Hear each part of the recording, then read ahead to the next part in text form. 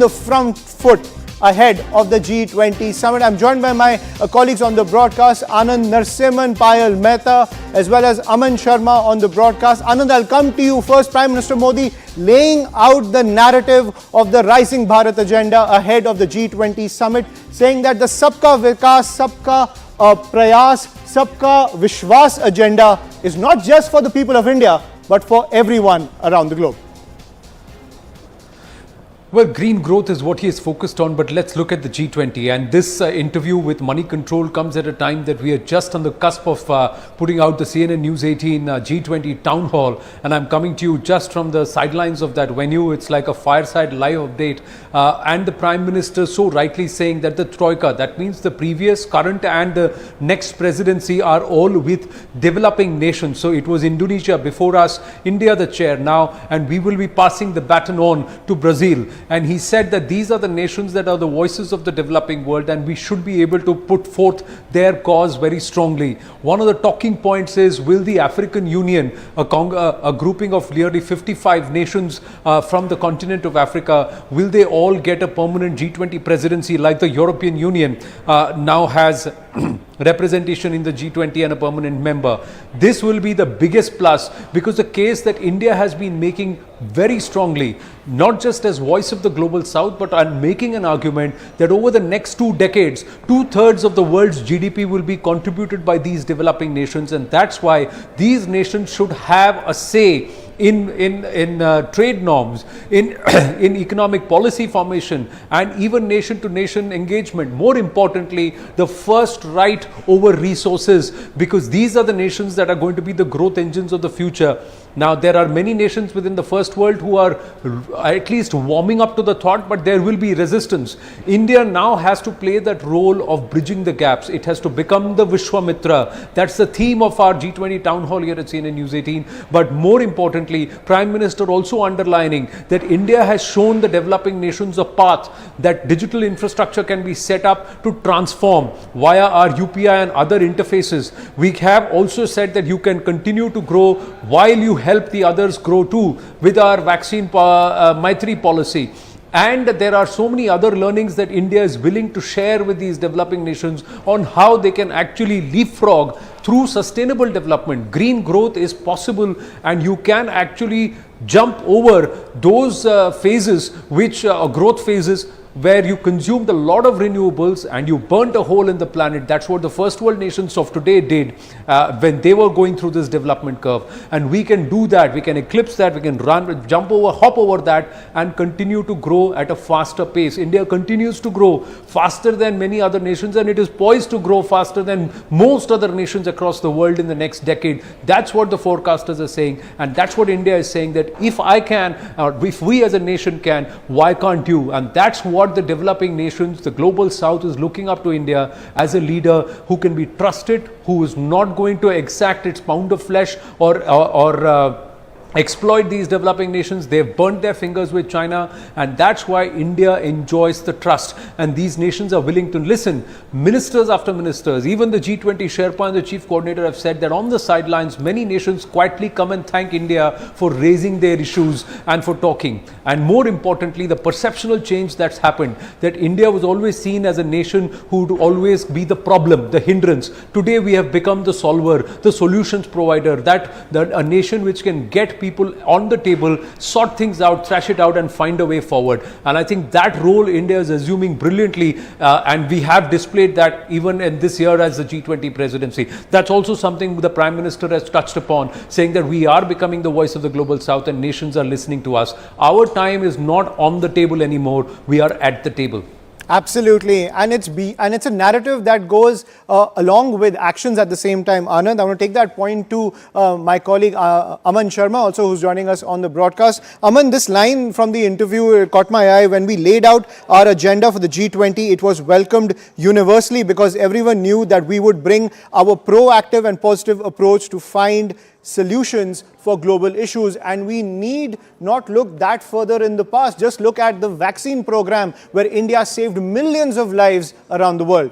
Absolutely. I think the PM's words put out this fort that the G20 presidency of India is not just an historic event, also in its whole entire expanse and agenda, it is unprecedented. Not just the agenda as you spoke about the vaccine policy, or be India's approach towards climate change, where we have achieved our goals well before the developed world.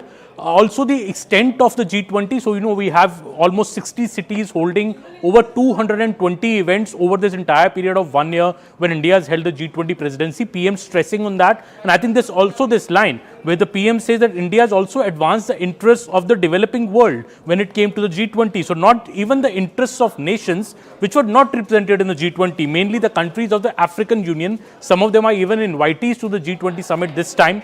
And perhaps for the first time in the history of G20, the PM says that a troika is with the developing world. First with Indonesia, the G20's presidency, now with India, and now it's going to Brazil next. So how the troika can amplify the voice of the developing world, and the PM has always been very clear about how India is the shoulder for the global south. He has made this point earlier, and in this interview with Money Control, he also says that this comes, India's backing for the global south comes at a time when it's increased tensions due to global geopolitics, when the world is in a way divided between backing Russia or backing Ukraine. India stands at the picture. India's G20 presidency comes at such a crucial time where not just are we able to put forth that agenda which matters, but also bring a larger consensus on the table with all the nations. And our agenda has actually been backed, when he says, by the maximum countries in the developed world. And when we see the G20's presidency coming up, the leader summit coming up later this week, I think that will be on the forefront for everybody to see what Prime Minister Narendra Modi is pressing on the G20 thing, also making a very, very strong case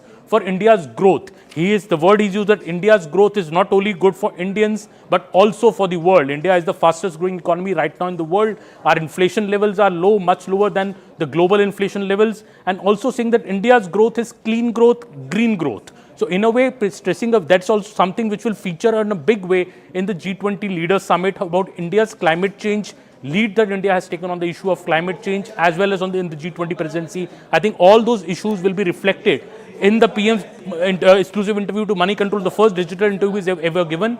And also when it comes to the G20 presidency, we will see India's agenda dominating and getting voice to countries which are not even represented by G20, India becoming the voice of the global south, Anshuman. Absolutely, and India has always projected itself under Prime Minister Modi when it comes to playing India's soft power on the global stage, an economic as well as a social bridge for countries who've been quite voiceless when it comes to the global agenda. I want to bring in Payal Mehta also on this discussion. Payal, this part of the Prime Minister's interview, and he's time and again talked about the youth agenda, the power of the youth of this country, and in this line he puts it on the global level. Our democratization of the G20 presidency is our investment in the capacity building of the people, especially youth of various cities across the country as well as the globe. So Prime Minister Modi also saying that when it comes to the future of the world, especially when India at the center stage of that entire agenda, the youth are the central pillars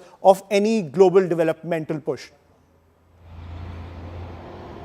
Well, the Prime Minister has highlighted this in as many words in that interview that is given to our network. And like Aman was pointing out, and like Anand was also pointing out, what are the principles that India is doing this entire meeting on? It's on Vasudhaiv Kutumbakam, which means essentially the world is one family. And obviously, it's the welfare of the world that India is really talking about. Ayushman, India is not talking about a journey which is merely in lip service. We have proved it.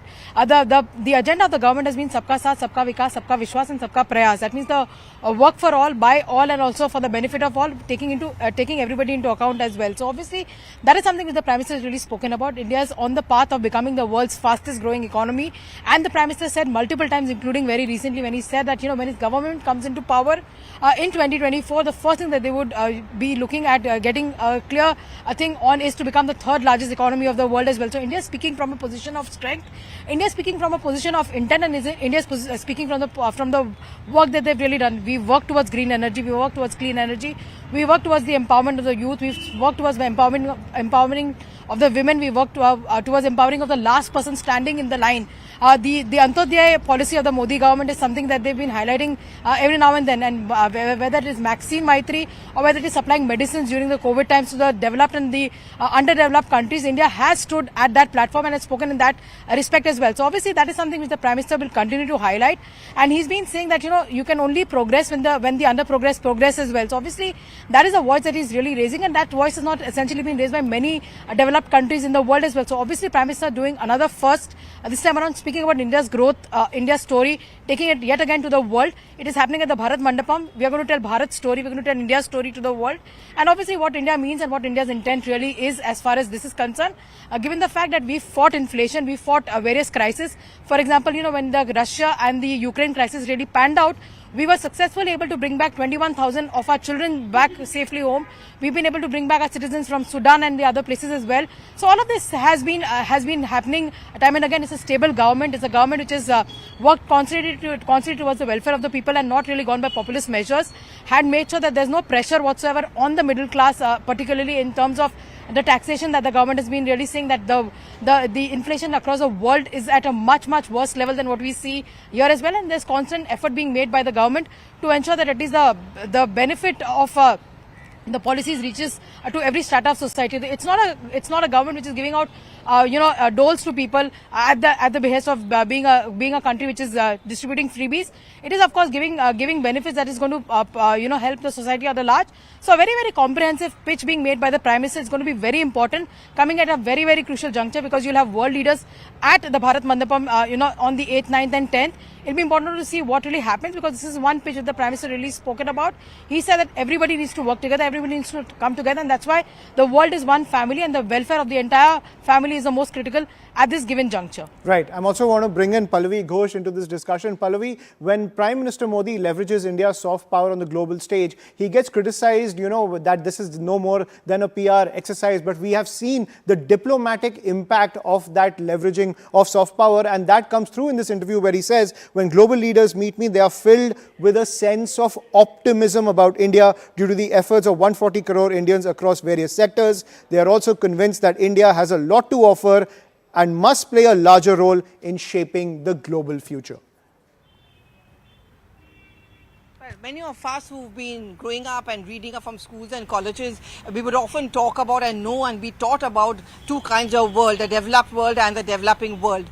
So India would always fit into what was called the category of developing country or the third world. I think the Prime Minister has very consistently tried to make the pitch that please don't put us into that category, because we've certainly moved beyond that. And that's the pitch he makes in his interview to us in that moneycontrol.com as well, when he clubs, the troika he talks about, Brazil, Indonesia, India, so essentially what it's not been an easy journey really for us. First of all, we are a highly populated country with different tugs and pushes. There are people with different language, different culture, different wants and aspirations. To bring all of them together on one stage has certainly not been easy. And many of us, for example, when we travel abroad, there must have been occasions when we have come across a very condescending look which fellow Indians got when they were studying abroad. They were seen as blue-collar jobs, and Indians don't do any other white-collar jobs or cerebral jobs. All that has slowly and steadily increased, which is why I think the Prime Minister makes it a point that when he meets the Indian diaspora, no matter wherever he travels, even in a small country like Papua New Guinea, many were surprised that there was a large Indian diaspora over there,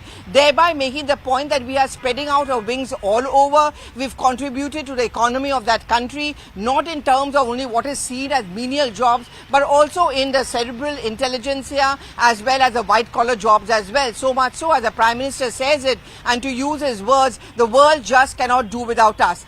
I know the critics will say that the G20 presidency but came naturally to India because it was our turn, but I think we've tried to use it, at least the government has tried to use it as a turnaround moment.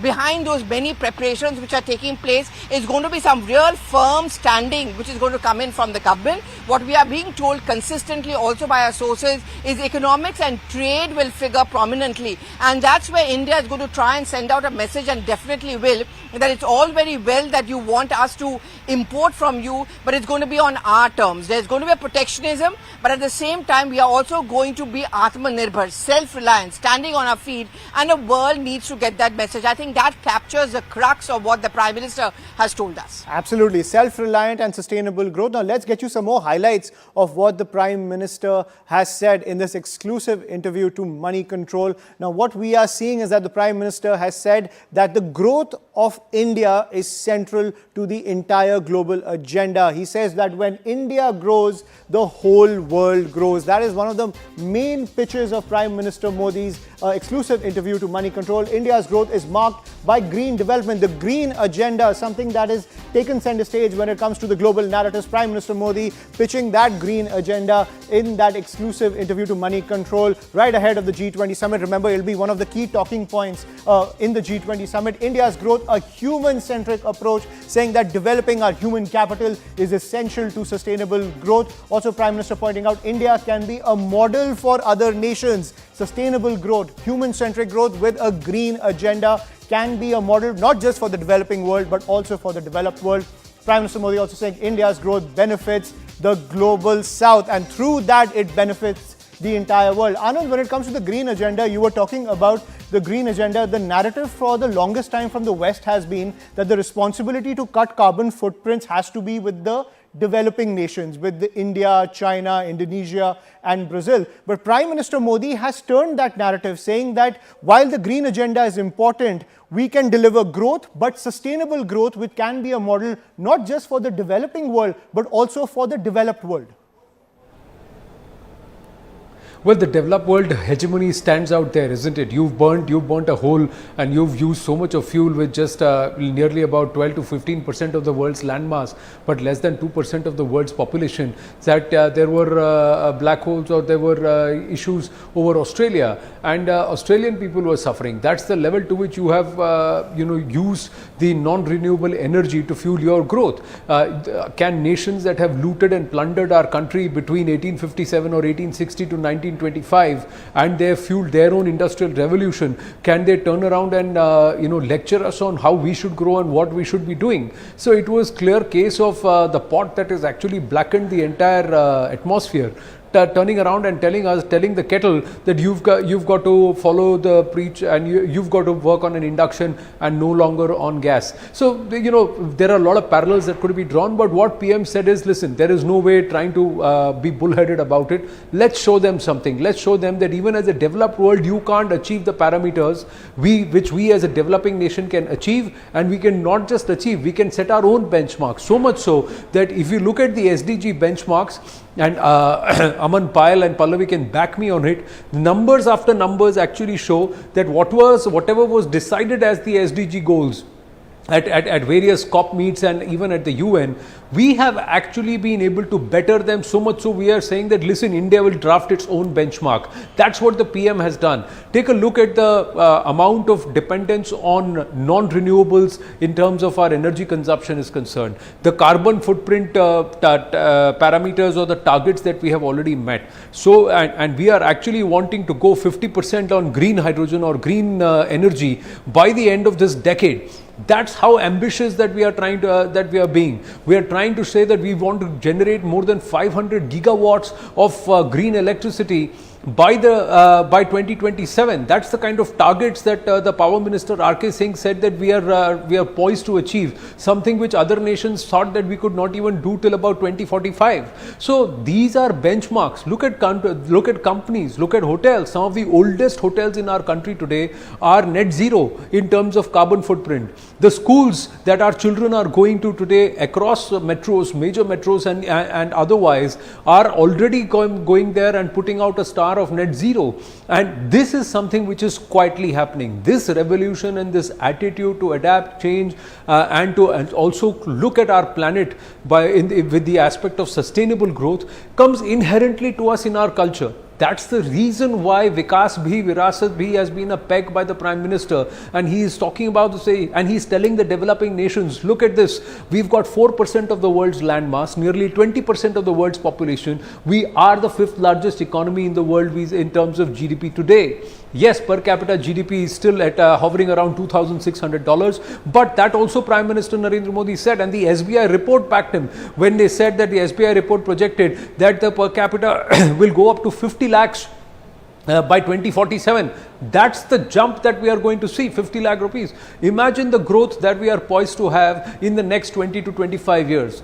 That's why it's being called the Azadi Ka Amrit Kal. Prime Minister has simplified the terminologies, but there is a step-by-step process by which we've gone. Even in fact, in the interview to Money Control, he's gone on to say that political stability has also allowed the government to push for reforms. First, deliver on, make the promises and try and deliver on them. Secondly, its performances and reforms across sector. And today you name a sector and it is undergoing transformation. The amount of investment that we are seeing on our roads and roadways, it's just phenomenal. If you look at Union Minister Nitin Gadkari's office, as you enter into his office, what it says is that America did not grow big. America does not have great roads because it's a growing economy or it's a strong economy. America is a strong economy because it had great roads, and that's what India is building.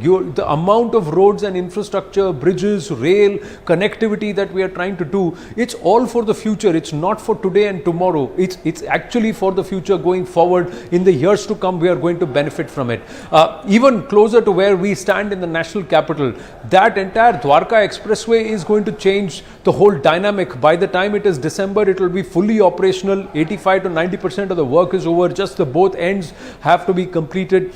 And if you see a precursor to what's being done, it's phenomenal. The world is looking at India and saying, wow. So these are all things that the Prime Minister is very proud of, and I think nations are appreciating it. When Delhi is hosting it, 60 cities across our country have been a host. Democratization of G20, the PM is saying it's to create opportunities and to tell our youth there is so much more that can be done. But look at the number of cities that have not just gone a facelift, but the local economy itself has been boosted because of the G20 visits. The local possibilities have been explored. The business community there, the entrepreneurs there, the possibilities in these places, and also realizing that India is well connected. They've all reached there and come back within the same day. So those are, if they had to urgently travel back to their bases, it was possible. So from Kerala to Kohima or Kanyakumari to Kohima, or from Srinagar to Srirangapatnam, we've been able to connect and take G20 across the country. So these are factors which the world is watching. Imagine the African nations, how much of encouragement they would get. Payal and Pallavi, they were mentioning Papua New Guinea and the Indian diaspora there, but we've got Indian diaspora everywhere, because we have been taken by our occupiers, by our colonizers across the world, and there are generations after generations who have settled there. They have adopted that country, their adopted country, they made it their home, but they are still with our roots, and that cultural ethos remains. And when they see India growing or Bharat growing, they will say that we can also grow. Imagine 55 nations of the African continent today are going to turn around and say, if India can, we can too. We Africa nations also can do it. And imagine what that can do, what possibilities it would have for the developing nations and for the future. I think PM is talking about that in this interview very clearly, and time and again his entire team has been focusing on it whenever we've spoken about the G20 presidency and why it's been made such a big deal about. What was the need to take it to 60 cities? What was the need to have more than 230 meetings? It was this, that every child today knows there is what G20 is, that it's not 20 nations, it's 19 plus the European Union. They are seeing what is happening, what the theme is. It's about trade, it's about engagement. The conversations are happening at Y20. B20, what a success it was. It will realize fruits of all this in the days to come. And as I hand it back to you, mark this, by 2030 we will have a workforce of 750 million. That is not a small number. India will be contributing the largest workforce to the world, skilled workforce, young workforce, and that's the reason why we cannot be ignored.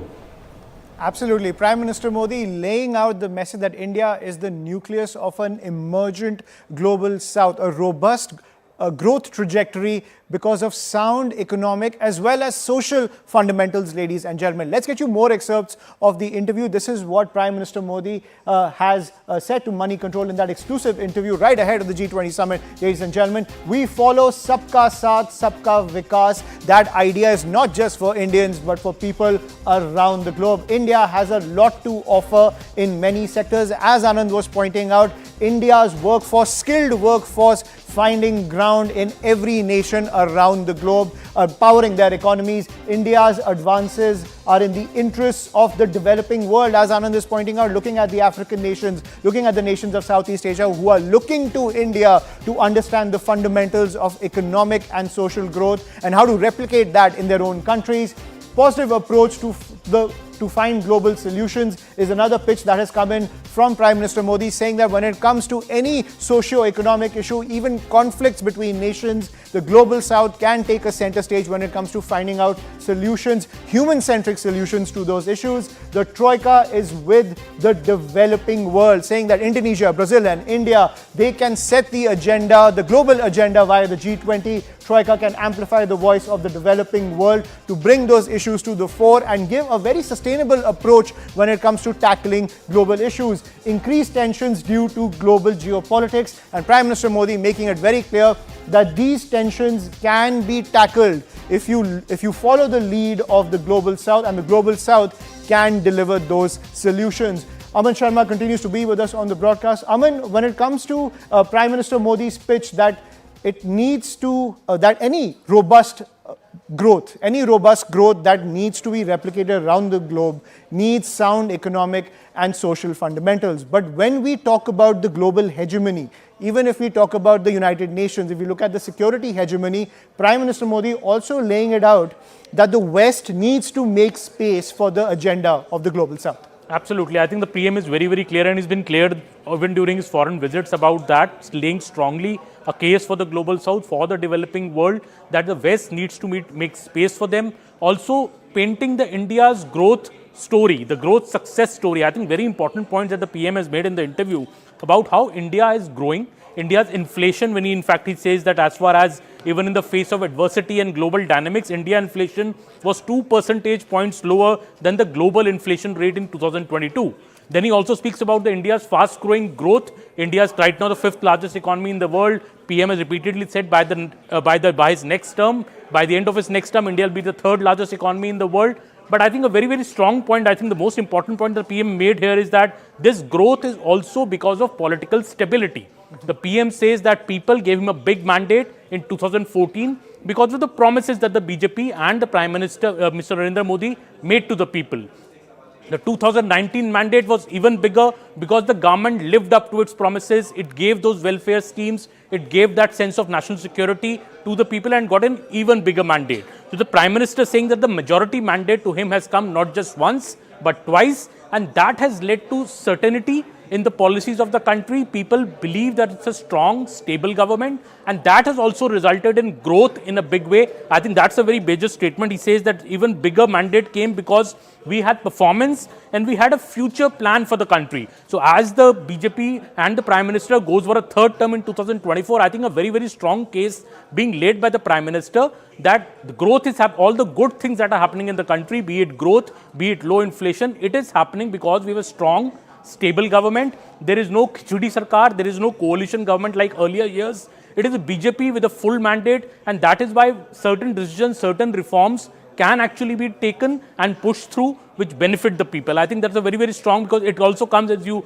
Ayushman, you would know, in the context of the India alliance, what it is doing on the other side, where these 25, 26 parties have got together trying to take on the BJP. I think Prime Minister Narendra Modi clearly saying that if the country wants growth to continue, it is the BJP which can deliver it. It's his stable government which can deliver it. I think that's a very, very strong statement. Also, he said that it is due to this political stability that every sector could see deep structural reforms. He's speaking about GST. He's obviously speaking about the deep structural reforms which have happened in the country, which has helped India grow to the pace it is growing right now. So So the Prime Minister clearly, I think a very, very confident Prime Minister coming through these words that mine is a stable government. I have won the mandate of the people not once but twice, and people will continue to repose their faith in me because I am providing growth, I am providing less inflation, and in fact he says that at a point when the pro-poor measures continue to be taken, for example, he has cited the reduction of the LPG prices recently by rupees 200 for all consumers. So when it comes to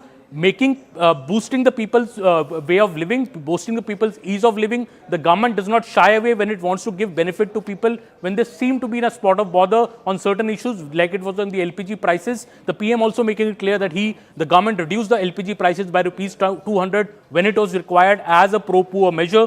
Also, I think the other policies which he has said, speaking about the freebies, now this is also a very strong economy as well as a political message here. Him saying that the policy of freebies would destroy the economy in the long run. It may have some short-term political advantages, but in the long run, it is not good for the country. In fact, to quote the Prime Minister, he says that on multiple platforms, I have spoken about the need to be alert against financially irresponsible policies, and the long term of implication of such policies destroy not only the economy but also the society, and it is the poor which pay a heavy price ultimately for the freebies. In fact, in the way PM saying that nothing is actually free, parties like the Congress which are offering these freebies in states after states, like free electricity or be it these monthly doles out, cash doles, this is not helping the total fiscal condition of the country, and he firmly does not believe in the same. I think this is also a very, very strong point coming in the PM's interview. Him speaking about the importance of having good fiscal policies, importance of having a stable government which leads to deep structural reforms and growth, and also these reforms leading to low inflation in the country. I think very, very important points on the economy front coming from the Prime Minister here in this interview to Money Control. Mind you, these are still excerpts. We'll have the full interview. Money Control will be putting out tomorrow morning at 7:30 a.m. the entire interview with the Prime Minister. These are the highlights and the excerpts which are coming out of that interview, Ashman. Absolutely. You look forward to that full interview at 7:30 a.m. tomorrow from Money Control. Prime Minister Modi's interview will also have resonance on the road to 2024. Aman, Anand, Payal and Pallavi, thank you for joining us on the broadcast and decoding the Prime Minister's exclusive interview to Money Control as he lays out the agenda for the G20. And as Aman is pointing out, this will also have a massive impact on the narratives in the run-up to the 2024 general elections. For now, a quick break. More news and updates on the other side.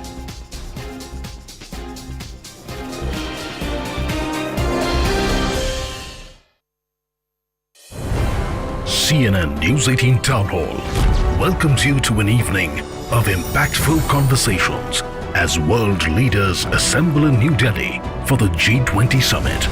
Join us on September 5th to watch India's biggest newsmakers and thought leaders come together on one stage.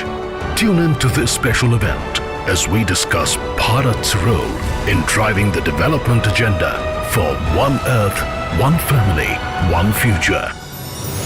CNN News 18 Town Hall, today, 6 p.m. onwards.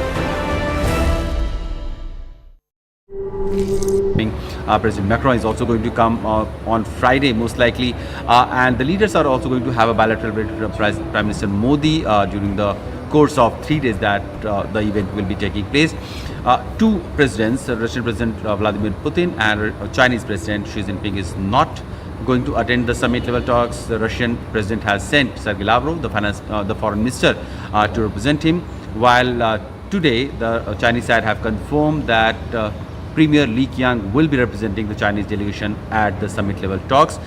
US President Joe Biden had 2 days ago expressed hope that there will be President Xi Jinping who will be in G20 summit level talks, and probably he was looking for an opportunity to engage with the Chinese side, but now he has expressed some disappointment after he has learned that President Xi Jinping may not be coming to Delhi, and he said that he's disappointed because in the last few months we have seen a regular or frequent engagement being pushed from the US side to have an engagement with China, so that the multiple issues in trade, commerce, finances and defense be dealt with in a more pacified way, and both sides try to engage and understand each other. And we have seen several secretaries, Secretary Blinken, Janet Yellen, recently Secretary of Commerce also went to China. So there has been multiple engagements, and probably US was looking forward to have a small window of opportunity when President Biden could have had a small, bilateral with Xi Jinping or the Chinese president. It was not clear whether it was scheduled or not.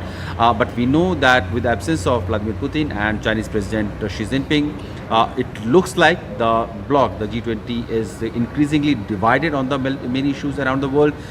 We have heard Russian Foreign Ministry spokesperson Maria Zakharova clearly saying that the G20 is being dominated by G7 plus grouping and their agenda, and they do not want G20 to become hostage of these issues, and they have said that they will push for global and more consensus agenda, and they will support India's G20 presidency as well. In fact, the Russian side has also said that they will rely on the BRICS member countries in case G7 try to push for their agenda. We have also seen Canadian President Justin Trudeau, recently expressing disappointment that Ukrainian President Zelensky is not being invited to G20 summit level talks. India had made it very clear, long time back, that G20 will remain an agenda that will be focused on developmental issues, global issues of finances, climate change, or SDG goals, or women empowerment, or social justice. Things that has been the core of G20 grouping, and it will not be given priorities to certain conflicts or the conflict that is happening in one part of the world. And so the security issues is something that G20 has ideally not been discussing, and India did not allow this to become a stage for Ukrainian issues to be discussed. While the after effects of the Russia-Ukraine conflict, like food security, energy security, that will of course remain be a part of major agenda that Indian presidency of G20 is going to discuss around. Prime Minister Modi will also be likely having a dinner hosted for President Biden. We know that recently Prime Minister was in Washington, where the Biden family had hosted a very special dinner as a state guest for Prime Minister Modi. And recently Prime Minister Modi was also in France to attend the Bastille Day as the chief guest of the Bastille Day celebration. And when President Macron will be in Delhi, there could be a possibility that Prime Minister Modi will have something special or some special arrangement for him over a lunch or something. Besides, there will be several bilateral meetings with world leaders. Prime Minister is going to Jakarta on 6th and 7th, where he'll be having a meeting with Indonesian President Joko Widodo. And when the President will be arriving back in Delhi to attend G20 summit level talks, there is scheduled to have a meeting between Prime Minister Modi and the Indonesian President, because Indonesia remains the part of Troika, that is Indonesia, India, and Brazil, who will be hosting the G20 summit level talks next year. Lula da Silva will be coming for to represent Brazilian side, the president of Brazil. He just had his meeting on the sidelines of BRICS summit level talks in Johannesburg, also with Prime Minister Modi, and we'll have to see how those meetings will take shape when the frequency of the leaders talk will increase, and how India, Brazil, Indonesia, and other part of the South, global South will become a more stronger voice in the context that they want to have some solid reforms at multilateral platforms around the world, especially in United Nations. So while G20 will remain focused on many agendas of development, issues of multilateral reforms, climate change, global security, food security is something that India is going to push for. Social justice, women empowerment is something also that Prime Minister Modi had talked in the past to be talked about at the G20 summit level talks. With all the leaders congregating in Delhi, the issues will be discussed, and one can only hope that there will emerge a consensus despite all the differences that the world leaders have had in the recent past, so that the overall progress, overall development of the world does not become hostage of one crisis happening in one part of the world.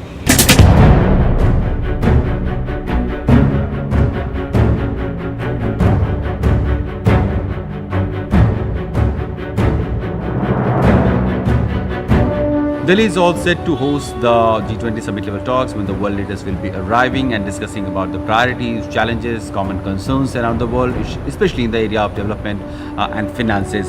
President Biden of USA will be arriving most likely on 8th of September, and during those 3 days when the leadership from UK, Rishi Sunak will be coming. President Macron is also going to come on Friday most likely, and the leaders are also going to have a bilateral with Prime Minister Modi during the course of 3 days that the event will be taking place. Two presidents, Russian President Vladimir Putin and Chinese President Xi Jinping, is not going to attend the summit level talks. The Russian president has sent Sergei Lavrov, the foreign minister, to represent him, while today the Chinese side have confirmed that Premier Li Qiang will be representing the Chinese delegation at the summit level talks. US President Joe Biden had 2 days ago expressed hope that there will be President Xi Jinping who will be in G20 summit level talks, and probably he was looking for an opportunity to engage with the Chinese side, but now he has expressed some disappointment after he has learned that President Xi Jinping may not be coming to Delhi, and he said that he's disappointed because in the last few months we have seen a regular or frequent engagement being pushed from the US side to have an engagement with China, so that the multiple issues in trade, commerce, finances and defense be dealt with in a more pacified way, and both sides try to engage and understand each other. And we have seen several secretaries, Secretary Blinken, Janet Yellen, recently Secretary of Commerce also went to China. So there has been multiple engagements, and probably US was looking forward to have a small window of opportunity when President Biden.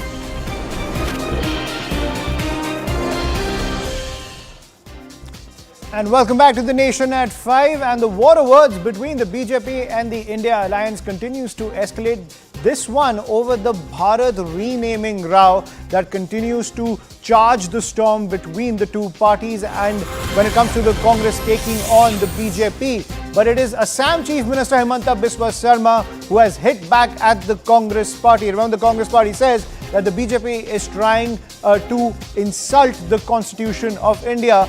But the Assam Chief Minister says Constitution clearly says that India, that is Bharat. He quotes the Constitution in his statement. He says the name Bharat has been there for thousands of years, so there is no need to coin a new name.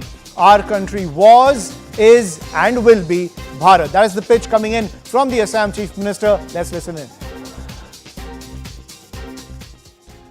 संविधान में clearly बोला हुआ है India यानी कि भारत, और ये जो भारत नाम है ये हजारों साल से चला हुआ है, इसीलिए भारत को कोई नया नाम देने का जरूरत नहीं है। हमारा ये देश भारत था, भारत है और भारत रहेगा। Right, I'm joined by Pallavi Ghosh on the broadcast. Pallavi, so when it comes to this entire Bharat renaming storm, do you think that when it comes to this entire arena of nationalist politics, that the Congress is falling into another trap? Oh yes, absolutely. You're absolutely right, Ayushman, and this is exactly what we have been reporting since morning. The first tweet which came in from Jairam Ramesh did give an issue on a platter to the BJP, and the BJP jumped onto it. Now, the more the Congress keeps on attacking, the whole idea of Bharat, this is going to help the BJP to build up this narrative, because Bharat is also synonymous with the idea of India, the idea of Indianness, Bhartiyata, and our culture, our ethos, and that's exactly the point which the Assam Chief Minister Himanta Biswa Sarma is making. That if you really have a problem with the word Bharat, then why call it Bharat Jodo Yatra? Because Bharat also notifies what Hinduism is all about, according to Himanta Biswa Sarma, and therefore it's an anti-Hindu mindset of the Congress party. This plus the Sanatana Dharma debate, both of them mingling together, Ayushman, not good news in terms of a political narrative ahead of the state elections and the 2024 Lok Sabha election, which is also going to be fought on the issue of religion, Ram Mandir, Mathura Mandir, and even in South. That is something which the BJP is going to be harping about, and accusing the Udayanidhi Stalin of genocide, accusing Congress party of siding with Stalin, and also now raising this entire issue of Bharat versus India certainly is going to give ammunition to the BJP even more. Absolutely, and time and again, Pallavi, be it the Hindutva narrative or even the nationalism narrative, right ahead of elections, the Congress seems to fumble with these narratives. Well, 2014 you're aware of, the Balakot airstrikes, the Pulwama attack. At that point of time, the Congress and many of them started questioning and said, we want to have proof of surgical strikes. And you know what happened. Till today, the BJP keeps on attacking. Look, there are some no-go areas, which is attacking your Faujis, on questioning the caliber of the Faujis. Even now, when Rahul Gandhi talks about the China issue, just recently the government pointed out that you seem to be siding and speaking a language of China, which benefits them. You're doubting your own armed forces' ability to keep the Chinese away. Nationalism, national interest is a territory which is a very dangerous ground for the Congress to trade on, which I think someone like a Mamata Banerjee understands, which is why she's steering clear of this debate. Right. Thank you, Pallavi, for joining us on the broadcast and decoding the dynamics of the war of words that is escalating between the BJP and the Congress in this case when it comes to the entire Bharat showdown. But can India be renamed? Now, this is what the law says, ladies and gentlemen. Article 1 recognizes both India and Bharat. This is what the law recognizes, especially the Constitution says that both India and Bharat as terms are recognized by the Constitution of India. Amendment is needed to change the name officially, so you need a constitutional amendment to change the name. Article 368 allows the amendment in the Constitution, so the government can invoke Article 368 if it needs to rename India as Bharat. Amendment only possible with a special majority. That is what the law states when it comes to renaming India to Bharat. The government needs support of 2/3 members in Parliament. So that is the pitch that's coming in. The government needs that amendment. 2/3 of the members in Parliament are required to change the name. But when it comes to the division in the India alliance, even over the notion of Bharat, the government can surely find those numbers, and the India alliance can surely be divided along those lines. Let's listen into more political reactions coming in. It is very unfortunate that Rajnath Singh ji has criticized that India name is unlucky. We don't accept it. India is India. India will win, and India will defeat the hate and the crony capitalism. Means the Bharat is the core word and India is a word so that it connect yourself with some kind of Britishers and for the world people. But the Constitution clearly says that India, that is Bharat. So for us, for at least for Indian, this land should be known as Bharat, and it is Bharat. But you know what the opposition parties are saying, that why is it so significant right now? Why is the government doing this right now? Are you kind of nervous with the united opposition coming together? They're calling themselves India as an alliance.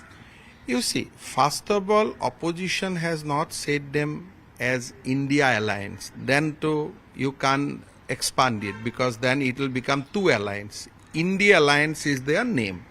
Now, by name, one should not rattle in politics. If they think that only because they have adopted a name, an entire world will be rattled, then there will be so many people in this country who would have adopted his name as Mahatma Gandhi to rattle others.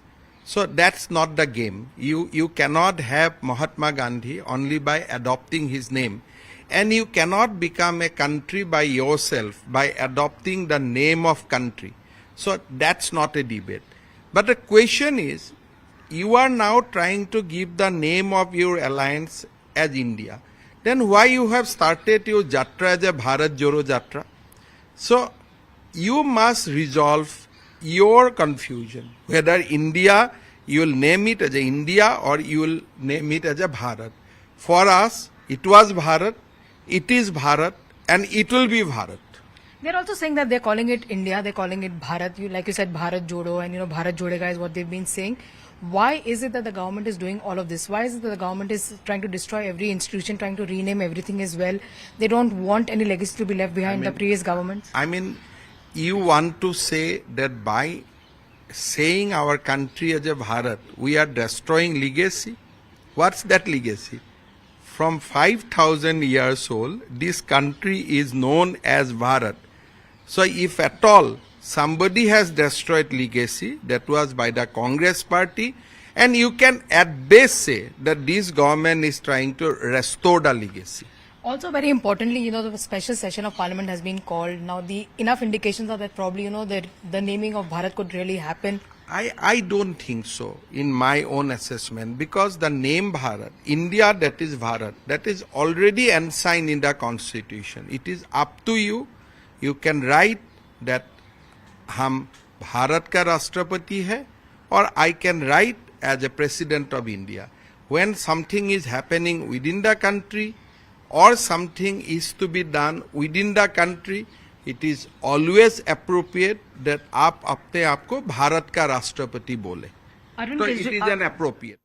Right, so as you can see, the war of words continues to escalate between the BJP and members of the India alliance. The latest flashpoint being the entire Bharat renaming row. We'll continue to track all the developments which are coming in when it comes to the political dynamics surrounding this controversy. For now, a quick break. More news and updates on the other side.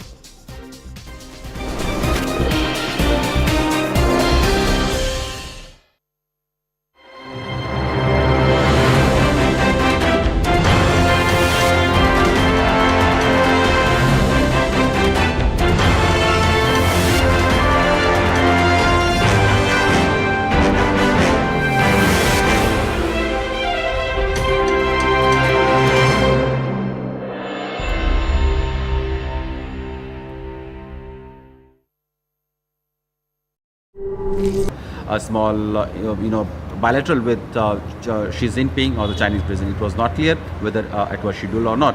But we know that with the absence of Vladimir Putin and Chinese President Xi Jinping, it looks like the bloc, the G20, is increasingly divided on the many issues around the world. We have heard Russian Foreign Ministry spokesperson Maria Zakharova clearly saying that the G20 is being dominated by G7 plus grouping and their agenda, and they do not want G20 to become hostage of these issues, and they have said that they will push for global and more consensus agenda, and they will support India's G20 presidency as well. In fact, the Russian side has also said that they will rely on the BRICS member countries in case G7 try to push for their agenda. We have also seen Canadian President Justin Trudeau, recently expressing disappointment that Ukrainian President Zelensky is not being invited to G20 summit level talks. India had made it very clear, long time back, that G20 will remain an agenda that will be focused on developmental issues, global issues of finances, climate change, or SDG goals, or women empowerment, or social justice, things that has been the core of G20 grouping, and it will not be given priorities to certain conflicts or the conflict that is happening in one part of the world. And so the security issues is something that G20 has ideally not been discussing, and India did not allow this to become a stage for Ukrainian issues to be discussed. While the after effects of the Russia-Ukraine conflict, like food security, energy security, that will of course remain be a part of major agenda that Indian presidency of G20 is going to discuss around. Prime Minister Modi will also be likely having a dinner hosted for President Biden. We know that recently Prime Minister was in Washington, where the Biden family had hosted a very special dinner as a state guest for Prime Minister Modi. And recently Prime Minister Modi was also in France to attend the Bastille Day as the chief guest of the Bastille Day celebration. And when President Macron will be in Delhi, there could be a possibility that Prime Minister Modi will have something special or some special arrangement for him over a lunch or something. Besides, there will be several bilateral meetings with world leaders. Prime Minister is going to Jakarta on 6th and 7th, where he will be having a meeting with Indonesian President Joko Widodo. And when the President will be arriving back in Delhi to attend G20 summit level talks, there is scheduled to have a meeting between Prime Minister Modi and the Indonesian President, because Indonesia remains the part of Troika, that is Indonesia, India and Brazil, who will be hosting the G20 summit level talks next year. Lula da Silva will be coming for to represent Brazilian side, the president of Brazil. He just had his meeting on the sidelines of BRICS summit level talks in Johannesburg, also with Prime Minister Modi, and we'll have to see how those meetings will take shape when the frequency of the leaders talk will increase, and how India, Brazil, Indonesia and other part of the South, global South will become a more stronger voice in the context that they want to have some solid reforms at multilateral platforms around the world, especially in United Nations. So while G20 will remain focused on many agendas of development, issues of multilateral reforms, climate change, global security, food security is something that India is going to push for. Social justice, women empowerment is something also that Prime Minister Modi had talked in the past. We talked about at the G20 summit level talks with all the leaders congregating in Delhi. The issues will be discussed, and one can only hope that there will emerge a consensus despite all the differences that the world leaders have had in the recent past, so that the overall progress, overall development of the world does not become hostage of one crisis happening in one part of the world.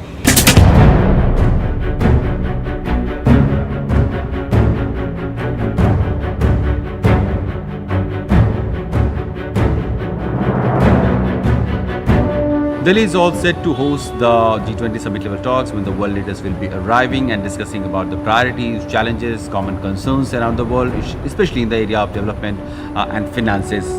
President Biden of USA will be arriving most likely on 8th of September, and during those 3 days when the leadership from UK, Rishi Sunak will be coming.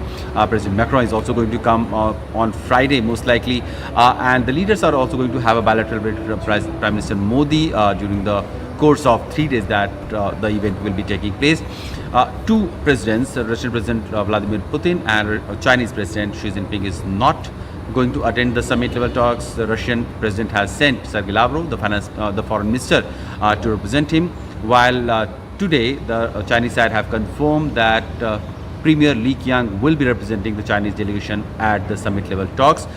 US President Joe Biden had 2 days ago expressed hope that there will be President Xi Jinping who will be in G20 summit level talks, and probably he was looking for an opportunity to engage with the Chinese side, but now he has expressed some disappointment after he has learned that President Xi Jinping may not be coming to Delhi, and he said that he's disappointed because in the last few months we have seen a regular or frequent engagement being pushed from the US side to have an engagement with China, so that the multiple issues in trade, commerce, finances and defense be dealt with in a more pacified way, and both sides try to engage and understand each other. And we have seen several secretaries, Secretary Blinken, Janet Yellen, recently Secretary of Commerce also went to China.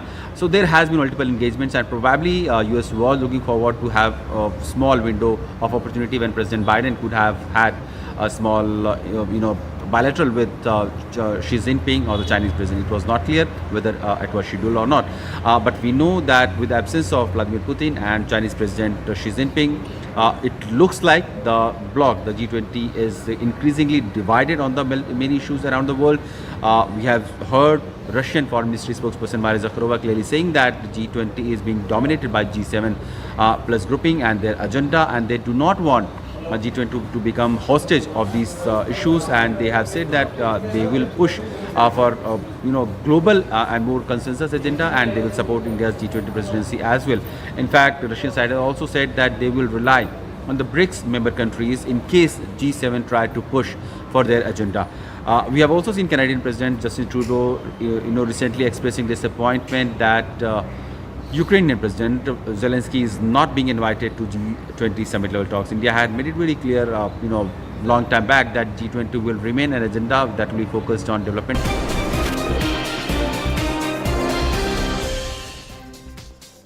Welcome back. Days after Udayanidhi Stalin's remarks against Sanatana Dharma, BJP's fiery attacks against the India bloc has caused rifts within the alliance. While the Tamil Nadu minister was supported by the CPI, the Uddhav faction of the Shiv Sena and the TMC have openly condemned his statement. What Bengal Chief Minister Mamata Banerjee has said is that she respects Sanatana Dharma and urged Udayanidhi Stalin to respect every religion. In the Congress camp, some voices are distancing themselves while others are in full support of the Tamil Nadu minister.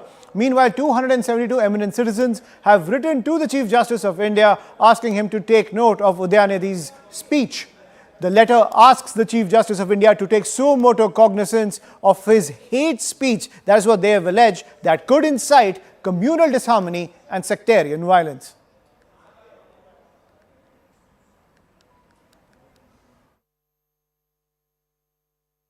Again says that நீங்க வந்துட்டு ஜீனோசைடுங்கற வார்த்தை use பண்ணல but அவங்க அப்படி சொல்றாங்க sir that is their habit of spreading fake. I will always stick to whatever I said. I will say it again and again. I never spoke about genocide. I spoke only about the Sanatan, the practices that they are following. I will definitely stand against it, and I will face any illegal activities, action, and I will never step back from whatever I said. Sir, the BJP has written to Governor Ravi saying that action should be taken against him. Against me. Let him. I haven't got any letter or any intimation. I will face any action. So all these are being spread falsely by the BJP is what that is what I think. That is what I think. I leave it to the public to decide. Thank you. Sir. The other aspect, Andamalaiji, is this whole call for eradicating Sanatana Dharma. And it was made from a platform by Mr. Udayanidhi Stalin, but the platform itself was named Eradicate Sanatana Dharma. Your thoughts? It's very unfortunate, sir.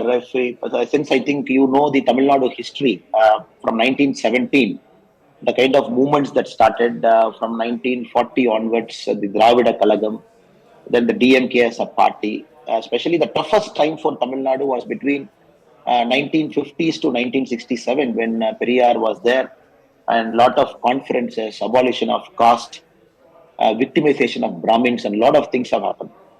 So it's very unfortunate that the current DMK leadership is using the same language without even learning anything from history and talking about eradicating Sanatana Dharma. So till now it is more about opposing Sanatana Dharma. Opposing is okay, sir. Anybody can oppose. We can have differing viewpoint and we can have a healthy conversation. That's okay because more than almost everybody in India practices Sanatana Dharma. But what has happened this year, they've gone one step further to say we want to eradicate Sanatana. And the unfortunate part, they're doubling down and they give very weird explanation for Sanatana Dharma. They keep saying, no, Sanatana Dharma means Hindutva, not Hindu. And Hindutva means their version of Hindutva. It means discrimination is what they say. It means caste hierarchy. So every day I think they're making a biggest fool of themselves. All India wanted, all people of India wanted us. You made a mistake, apologize and move on with it. Just say that I'm not going to say it again. And you are holding a very responsible position in the government of India. मुझे मैं भी सनातन धर्म से हूँ, ये भी सनातन धर्म से, आप लोग भी, आप में से भी कई लोग सनातन धर्म के होंगे।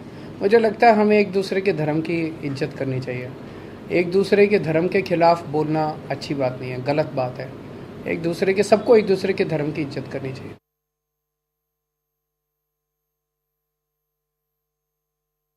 देखिए, स्टालिन को देश से माफी मांगना पड़ेगा। गले में जनेऊ लगा करके मंदिर में जाएंगे और हिंदुओं को गाली देंगे, अब देश नहीं बर्दाश्त करेगा। Anybody can actually say, I mean, democratically about anything, but they have to keep everybody's sentiments in check as well. But if you are going to issue a death threat to anybody who says anything, what's the difference between you and other radicals? You are proving them right. Just because somebody said something and you are going to issue a death threat of and put a bounty on their head of 10 crore, how different are you from the other radicals? Doesn't your religion teach mercy? Doesn't it teach equality?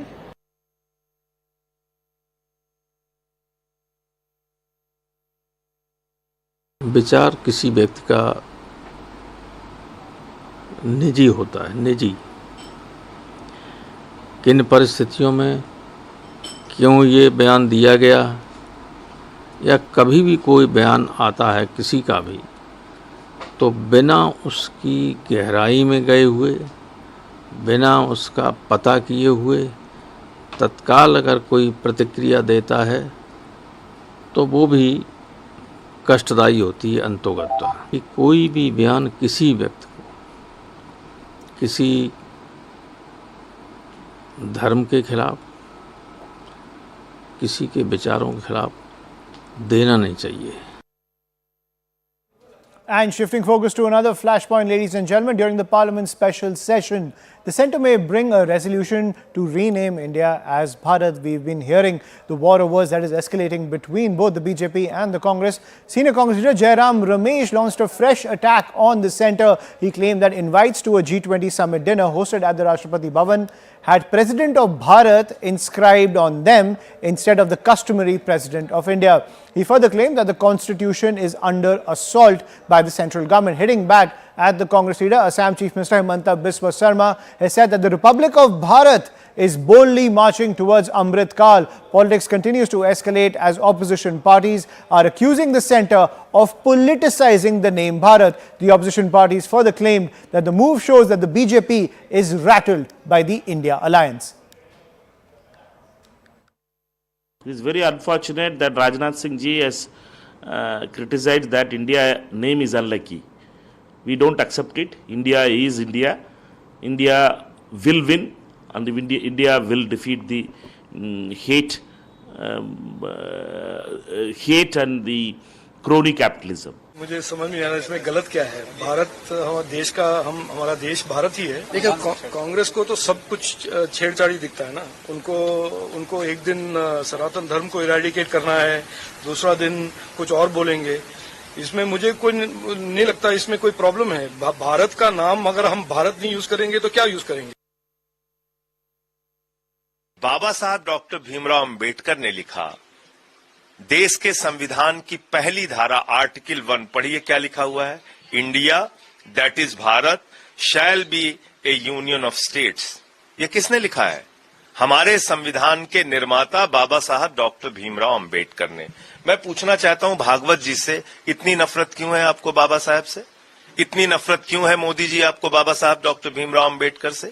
इस देश के दलितों से इतनी नफरत क्यों करते हैं आप लोग? अगर हमारे संविधान के निर्माता ने पहली धारा संविधान में लिखी इंडिया दैट इज भारत, तो आप उस संविधान को ही बदलना चाहते हैं? हमारे सम्मानीय राष्ट्रीय स्वयंसेवक संघ के सरसंघ चालक जी ने भी भारत शब्द के लिए उन्होंने अपील किया है कि देश के लोगों को भारत शब्द बोलना चाहिए, दूसरा कोई शब्द नहीं बोलना चाहिए। भारत, इस देश का जो नाम है वो भारत है। और ये जो इंडिया शब्द है, अंग्रेजियों ने, उनकी दृष्टि में हम जाहिल कौम थे भारत के लोग, और दुनिया के अंदर जहाँ जहाँ उनको लगता था कि ये जाहिल लोग हैं, अपराधिक प्रवृत्ति के लोग हैं, मूर्ख लोग हैं, ऐसे लोगों को उन्होंने इंडिया शब्द दिया। ऐसा कहा जा रहा है, इसलिए किया जा रहा है क्योंकि इंडिया नाम का कई सारी पार्टियों का एक अलायंस बना है जिसका नाम इंडिया है। देश तो 140 करोड़ लोगों का है, किसी एक पार्टी का देश थोड़ी है। कल मान लीजिए इस इंडिया अलायंस ने अपना नाम बदल के भारत रख लिया, तो फिर भारत भी बदल देंगे। फिर क्या भारत का नाम बीजेपी रखेंगे? See, this is an international summit, and it consistently, I think, we've only been inviting, when other countries in the name of India. So it is the President of India, the Prime Minister of India. So what is the need to go and do something like this just before Parliament? And of course, we understand the politics behind it. But I don't think it is right to do this in an international conference. You cannot play politics there. I definitely think that they are scared of the word India itself now. So they don't want to, they are very hesitant to use the word India. हमें नहीं पता था कि भाजपा वाले इतने कमजोर लोग हैं, इतनी जल्दी परेशान हो गए। अभी तो चंद हफ्ते हुए हैं इंडिया नाम के इस गठबंधन को बने हुए, और आप खिलवाड़ करना आपने शुरू कर दिया। इन्विटेशन भेजे जा रहे हैं, रिपब्लिक ऑफ इंडिया की जगह रिपब्लिक ऑफ भारत। साहब, आर्टिकल 1 में बड़ा क्लियर पोजीशन है, इंडिया दैट इज भारत। और अगर आप हमसे डर करके, इस गठबंधन से डर करके, तो उसकी टैगलाइन पढ़ लीजिएगा। नीचे इंडिया के नीचे टैगलाइन है, जुड़ेगा भारत, जीतेगा इंडिया। क्या क्या ले लोगे? इतनी परेशानी। देखिए, मैं कॉन्स्टिट्यूशन कोट कर रहा हूं, इंडिया दैट इज भारत। उनसे कहिए पहले भारत का संविधान पढ़ें। देखिए, मैं कॉन्स्टिट्यूशन कोट कर रहा हूं, इंडिया दैट इज भारत। उनसे कहिए पहले भारत का संविधान पढ़ें। सुना, मोदी जी को अब इंडिया नाम से प्रॉब्लम हो गई और नाम बदल रहे हैं, भारत कर रहे हैं। अरे पूरा विश्वास रहा है मोदी जी आप पर। वैसे मनोरंजन अच्छी चीज है, करते रहना चाहिए, होते रहना चाहिए, लेकिन G20 के वक्त मनोरंजन का जिम्मा खुद मोदी जी ने ले लिया अपने ऊपर, ये अच्छा नहीं लगा। इतनी घबराहट, इतना खौफ, अच्छा लग रहा है ये डर आपका हमें। आप हमसे नफरत कीजिए, कोई दिक्कत नहीं। हमारे नेतृत्व से नफरत करते हैं, कोई दिक्कत नहीं। हमारी विचारधारा से नफरत करते हैं, हमें कोई दिक्कत नहीं। इंडिया से नफरत मत कीजिए, इंडियंस से नफरत मत कीजिए। ये सारे समस्याओं को भूलकर आज वो हमारे देश के नाम और कांग्रेस को लेकर राजनीति कर रहे, इसीलिए आने वाले चुनाव में इनकी हार निश्चित है। देखिए, पहले बिल तो लाएं, हर 2 दिन हर एक नया बिल को हमकी आवाज सुनाई दे रही है, तो सिर्फ ध्यान भटकाने के काम है। जो जुमलों की ये सरकार है, इसका साफ साफ जो उनके पैरों के नीचे जमीन खिसकती हुई दिखाई दे रही है। आज के तो इंडियन नाम चेंज कर দিচ্ছে আমি শুনলাম। মাননীয় রাষ্ট্রপতির নামে যে কার্ড হয়েছে G20 লাঞ্চে না ডিনারে, তাতে লেখা আছে ভারত বলে। আরে ভারত তোমরা বলি, এতে নতুনত্ব কি আছে? ইংরেজিতে বলি ইন্ডিয়া, ইন্ডিয়ান কনস্টিটিউশন, হিন্দিতে বলে ভারত কা সংবিধান। ভারত তো আমরাও বলি, মনে নেই? ভারত আমার, ভারতবর্ষ স্বদেশ আমার স্বপ্ন গো। কিন্তু নতুন করে কিছু করার নেই, কিন্তু ইন্ডিয়ার নামটা নামে সারা বিশ্ব চেনে। और इंडिया नाम तो विदेशियों का दिया हुआ है, ब्रिटिशर्स का नाम दिया हुआ है, तो जिनको लगता वो बोलें, उसमें क्या आपत्ति है? जो आरजेडी जेडीयू के लोग उनको भारत के नाम से अगर चिढ़ है, अगर वो भारत का नाम न लेना चाहें, तो ले इंडिया का नाम। इंडिया नाम से ये डरे हुए क्यों है? ये साफ यही ना दिखाता है कि मोदी जी इंडिया गठबंधन से डरे हुए हैं। They have been listening to the Prime Minister over a long period of time, especially past 2 years. They would have heard him say that all that which holds us back and which is an impediment to our progress and brings back the slavish mentality needs to be taken away. So the past of slavery, the fetters of slavery need to be removed. That's what the Prime Minister has been speaking about for the past 2 years. वो India alliance से डर गए हैं। हमारे संविधान में लिखा है India that is Bharat. Right, so the politics continues to escalate and the war of words between the India alliance as well as the BJP. I'm joined by my colleague Pallavi Ghosh on the broadcast. Pallavi, so it'll be interesting to see how this plays out in the special session of Parliament if the India alliance can keep its messaging on the same track when it comes to this entire resolution to rename India as Bharat. Yeah, absolutely. And in fact, if you remember, when the new Parliament building was also being inaugurated and when the Sengol was working at that point of time, the pitch from the Prime Minister was about Naya Bharat or Bharatiyata.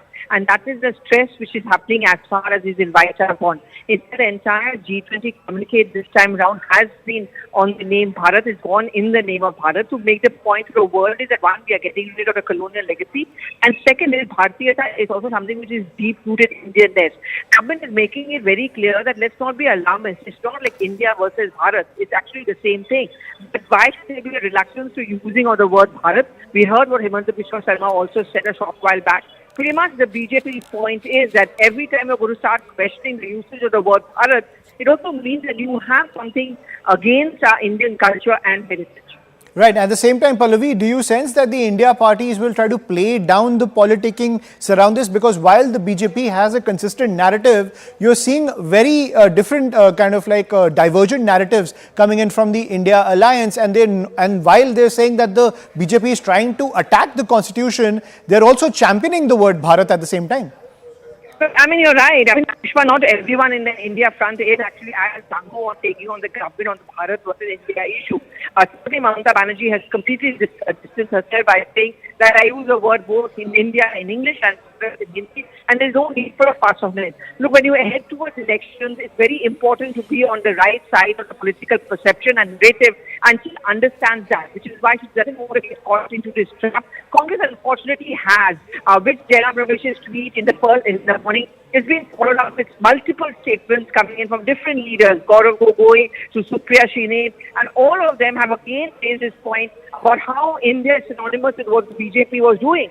For example, India Shining, Skill India, Digital India. So why is it that the BJP is having a problem with the word India? Isn't it the fact that they are scared and wary of losing out on the India front? That is the twist in the tail which the Congress party is trying to bring. Absolutely. And it's not just politics, ladies and gentlemen. If we go back, there was a plea in the Supreme Court as well when it comes to the entire name-changing saga. Let's get you the details of that, the Bharat renaming row. And this is what the Supreme Court had said. There was a plea, as I was saying, in 2016, sought to change the name of India to Bharat. And what we are learning is that the bench was headed by then Chief Justice of India, who objected to the plea. CJI Thakur said that the plea won't be entertained. This plea was not entertained by the Chief Justice of India. But I think the G20 town hall has just kicked off.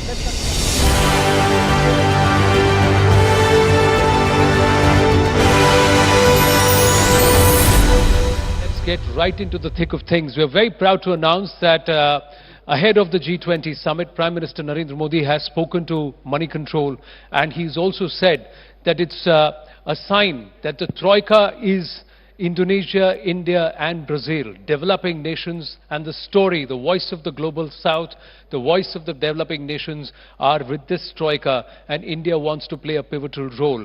And I think we are going to just further take that forward.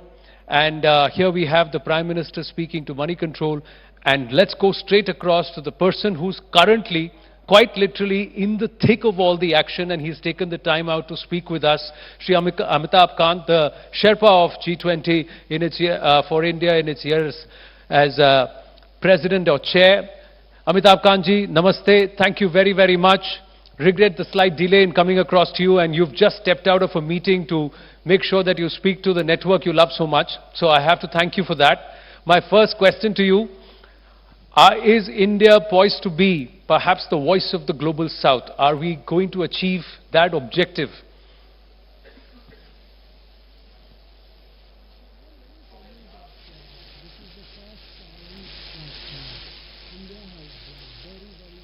Advocated the voice of